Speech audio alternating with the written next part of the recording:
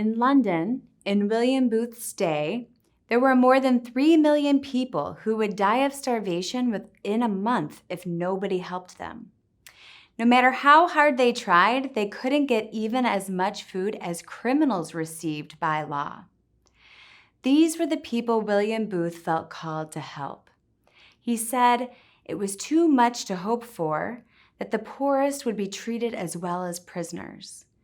But it might not be too much to hope for that they be treated as well as the London cab horses. The cab horse was basically the taxi engine. The cab horse charter explained how the cab horses would be treated. If one fell, it would be helped up. And while it lived, it had food and shelter and work. The cab horse charter was the minimum standard for the care of these workhorses, but it inspired William Booth to create a 3-stage program he described in his book, In Darkest England and the Way Out. The first stage was the city colony and included a match factory, knitting factory, bookbinding factory, and more. It helped people find work or help for unemployed workers. There were also services that offered small loans and legal services to workers. Not everyone was ready for full-time jobs, so this stage also included homes for orphans, rescue centers for women and girls affected by prostitution and sex trafficking, and rehabilitation centers for alcoholics and prisoners. The second stage was the farm colony. It included a 1,000-acre estate for mixed farming and brickmaking. The third stage was the colony across the sea. It included Salvation Army colonies in Canada and Australia.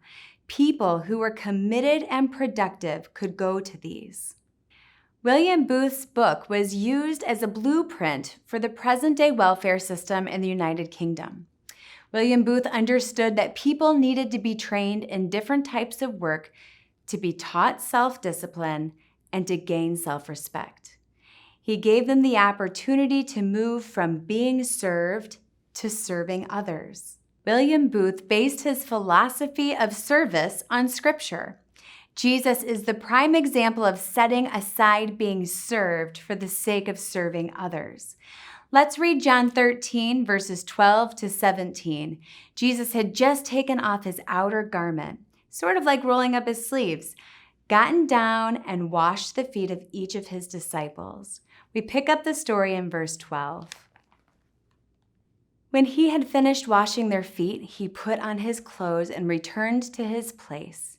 Do you understand what I have done for you? He asked them. You call me teacher and Lord, and rightly so, for that is what I am. Now that I, your Lord and teacher, have washed your feet, you also should wash one another's feet. I have set you an example that you should do as I have done for you.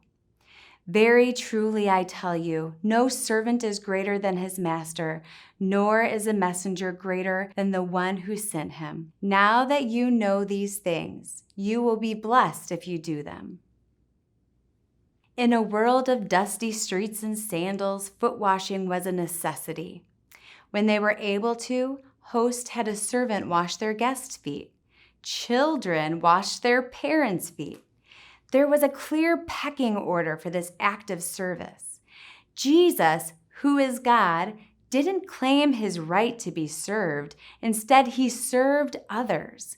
He changed his clothes, got his hands dirty, and did an ordinary and unwanted task. He looked around and saw what needed to be done, and he did it. Then he told his followers to do the same. Jesus always did the Father's will. He served out of his close relationship and always served helpfully. The Salvation Army aims to do the same. This is why we have an EDS ministry. EDS stands for Emergency Disaster Services. This is a ministry we do in the U.S. as well as around the world. Of course, every disaster is unique and creates its own special needs, so disaster relief has to be flexible. The services are adapted to the specific needs of individuals and communities. There are, however, some general emergency disaster services that the Army typically provides. The Salvation Army's EDS ministry often provides food service. Through the canteen, it provides up to 1,500 meals per day.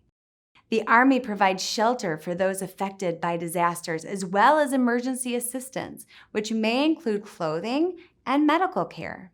We manage donations by collecting, sorting, and delivering donated items to those in need. And we provide emotional and spiritual care for both survivors and the emergency workers, listening and offering them the ministry of presence. The Army does so much more than this short list of services.